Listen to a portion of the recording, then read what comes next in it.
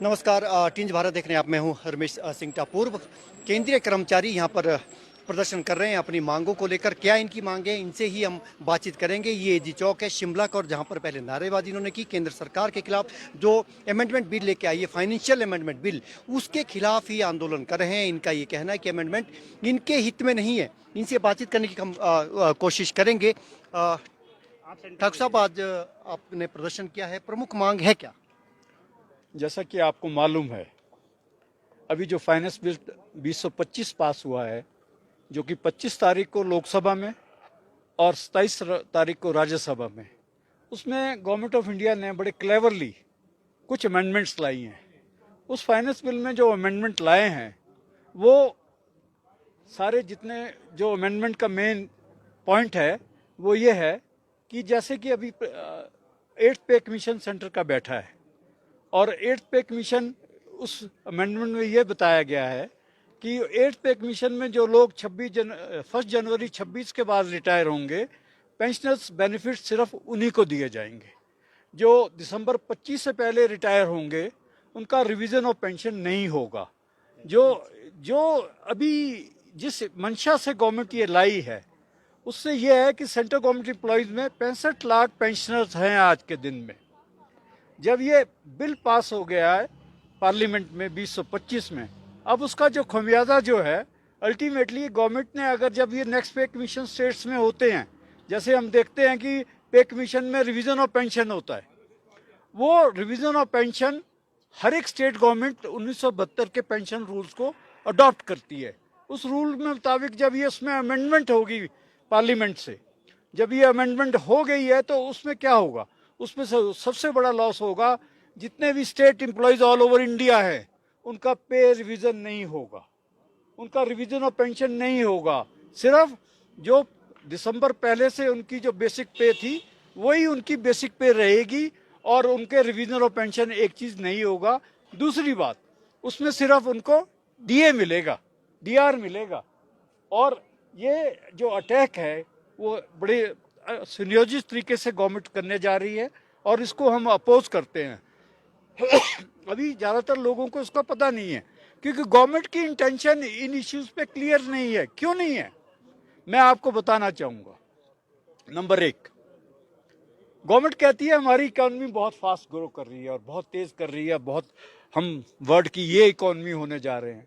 अरे central government employees का, senior citizen को जो ट्रेवल मिलता था रेल में, कंसेशन मिलता था, जो कोविड के दौरान विड्रॉ हुआ है, वो रिस्टोर कर दो ना। उसमें खर्चा कितना है, सिर्फ 2000 करोड़, वो रिस्टोर नहीं किया। एक, कोविड के दौरान जो 18 महीने का एरियर है 11%, वो गवर्नमेंट अपने पास लिए बैठी है और उसको रिलीज नहीं कर रही। जब उसको रिलीज नहीं कर रही तो क्यों नहीं कर रही, क्या प्रॉब्लम है, वो करे ना। उसमें आपको मालूम होना चाहिए, floor of the house parliament में जवाब दिया गवर्नमेंट ने। क्या जवाब दिया है कि इसमें फ्रीज्ड अमाउंट जो है वो 35,000 करोड़ रुपया है, इतना हम दे नहीं सकते। आपको ये भी मालूम होना चाहिए, जो ये 35,000 करोड़ है, जो कोविड के दौरान इंजेक्शन लगे सारे ऑल ओवर इंडिया, वो बूस्टर डोज मिला के, तीनों डोजेज मिला के, उसका खर्चा 35,000 करोड़ नहीं बनता। ये जो सेंट्रल गवर्नमेंट एम्प्लॉयज और पेंशनर से जो पैसा काटा है, उसी से सारे के सारे लोगों को फ्री टीके लगे। उसमें प्रचार तो गवर्नमेंट ने ये किया कि ये सारे इंजेक्शन हमने फ्री लगाए, पर किसकी कॉस्ट पे, वो हमारे सेंट्रल गवर्नमेंट एम्प्लॉयज और पेंशनर्स के सिर से। अगर अब इकोनॉमी अच्छी है तो वो भी रिलीज करो ना। तीसरा पॉइंट, 65, 70, 75 साल पे सबको 5, 10, 15% हाइक होना चाहिए।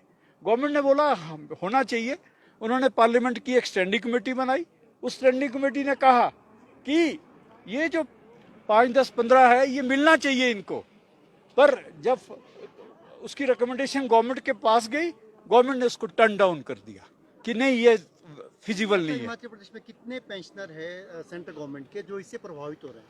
देखो, अभी हिमाचल में का आंकड़ा मैं एग्जैक्टली नहीं बता सकता, क्योंकि हम जो आज का प्रोग्राम कर रहे हैं, ये हमारे national coordination committee of pensioner association है। ये ऑल इंडिया का एक स्ट्रक्चर है। इसकी टोटल स्ट्रेंथ 10 लाख है। इसमें railway, defence, banks, central government employees, वो इसके पार्ट है। उन्होंने आज ये कॉल दी है, और जो लोग इसमें लीडरशिप में हैं, जो नेशनल जेसीएम होता है ना हमारा, वो नेशनल जेसीएम में स्टैंडिंग कमेटी के 8 लोग होते हैं। उस 8 लोग जो कमेटी में जो पे कमीशन में डिसाइड करते हैं, बैठते हैं स्टाफ साइड के साइड से, वो national coordination committee of pensioner association 19 तारीख को दिल्ली में 19 अप्रैल को बैठ रही है, और उस 19 तारीख को बैठने के बाद next course of action decide करेगी। अभी तो ये सिर्फ टू बिगन विद लोगों को अवेकन किया जा रहा है। मेजॉरिटी ऑफ जो हमारे लोग हैं वो इसको पता ही नहीं है कि इस फाइनेंस बिल में हुआ क्या है। ये बहुत बड़ा एक उन्होंने अभी कोशिश की है, और उसके बाद एकदम उन्होंने क्या किया कि एक वर्चुअल मीटिंग की इन सभी लोगों की। वहां they were not able to give, अपनी पोजीशन को क्लियर नहीं कर पाए कि हमने क्या किया है। तो ये मेरा कहने का मतलब ये है कि हम लोग सब लोग को एजुकेट करना है।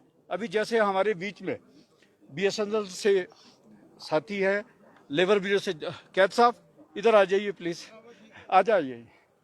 ये लेबर ब्यूरो का साथी है। आपको ये बताएं कि गवर्नमेंट हमारे साथ क्या छल कर रही है। आपको मालूम है इस बार का जो डीए मिला है वो 2.98 था, उसको हायर साइड राउंडिंग ना करते, लोअर साइड राउंडिंग करके 2% डीए बढ़ा। शोर तो हो गया 2 पॉइंट का, पर 9.8 जो था 0.98% था, उसको राइट हायर साइड राउंडिंग नहीं की, वो खत्म हो गया, और ना ये कैरी फॉरवर्ड होगा।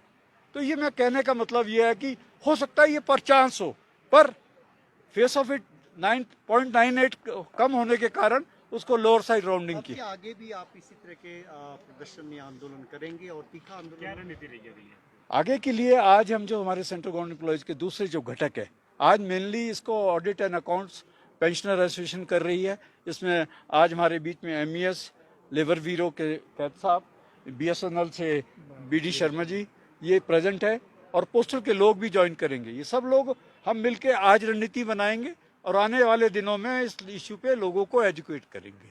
ये हमारा मेन। Thank you. तो अभी इनका ये कहना है कि जो अमेंडमेंट फाइनेंशियल बिल है इसके बारे में पहले ये पेंशनरों को एजुकेट करेंगे, उनको ज़्यादा जानकारी नहीं है, और डीए जितना मिला है, हालांकि समय पर इनको डीए मिल रहा है, उस पर भी ये सवाल उठा रहे हैं।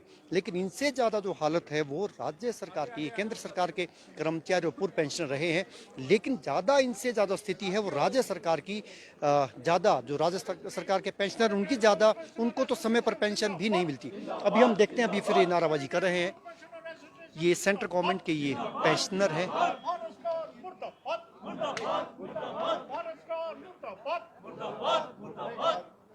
केंद्र सरकार के खिलाफ ये नारेबाजी कर रहे हैं। अलग अलग संस्थानों के ये कर्मचारी रहे, अधिकारी रहे, और ये भी रिटायर है।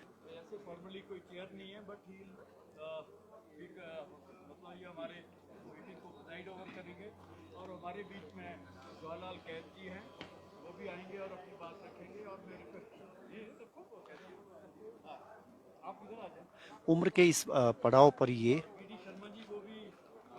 नारेबाजी कर रहे हैं शिमला के जी चौक पर केंद्र सरकार के खिलाफ। इनका जो ये रोष प्रदर्शन है ये केंद्र सरकार के खिलाफ है। सेव पेंशन,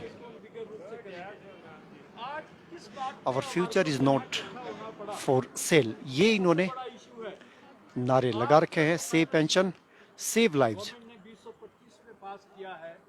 इस बिल की भूमिका इस टाइप से है, ये जो बिल है ये 25 मार्च को पार्लियामेंट में आया और लोकसभा ने इसको पास किया, और उसके बाद 27 तारीख को राज्यसभा ने इसको अडॉप्ट किया, और 25 और 27 तारीख को